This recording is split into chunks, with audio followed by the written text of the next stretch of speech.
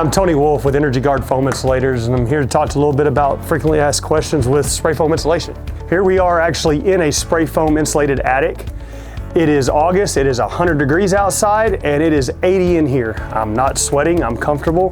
It's because spray foam gives the whole house a full encapsulated insulation. The difference between regular fiberglass insulation and spray foam is air barrier. Fiberglass insulation allows air to flow through it. Spray foam is a 100% air barrier and stops air from passing through the wall.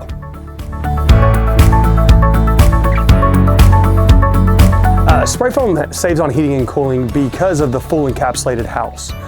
Your AC equipment, all of your mechanical stuff is within the envelope of the insulation. So your attic space where your equipment is about 80 degrees. Instead of being 140, it's a lot easier for it to cool down and not having to cool down 140 degree heat.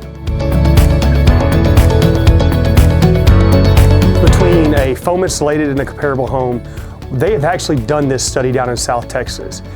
Two houses, exact same build next to each other. One of them was foamed, one of them was not. The difference ended up over a year period being about 22% savings within the foam house compared to the fiberglass house. Foam insulation prevents hot spots in your home over a traditional house, mainly because the attic space is cool.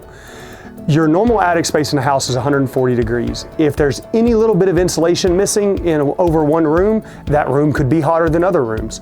With a foam encapsulated house, your whole attic is about 80 degrees, so it really doesn't matter if you here and there, it'll even out about average throughout the house. Spray foam insulation improves the indoor air quality because it is an air barrier. We're keeping the outside air out and the inside air in.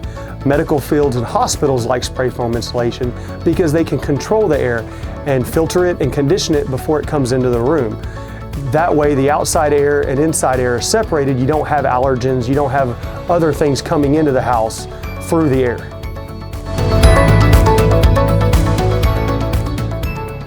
Spray foam insulation has a lifetime warranty for the product. It will not degrade over time.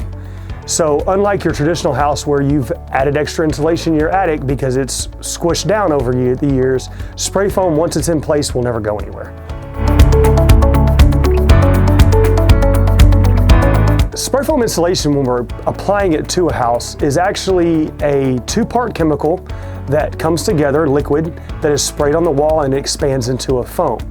It actually takes about 5 seconds for that spray foam to dry, and then about 30 seconds for it to be fully cured and done. A normal house of this size will take us about a day to spray the entire house.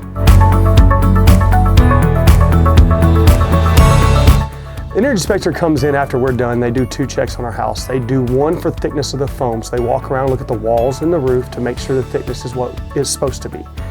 As well as they do a blower door test, which is a forced air test into the house to make sure that there is no air leakage. If they do find holes where air is leaking out, they let us know so we can patch it up before we put up sheetrock. Most builders don't use spray foam insulation because of the cost. They would rather go cheap and use fiberglass insulation to save on costs. My experience working with Riverside Homebuilders has been great. We've been with them for about 2 years now, and they are one of the very few builders in DFW that are using spray foam insulation.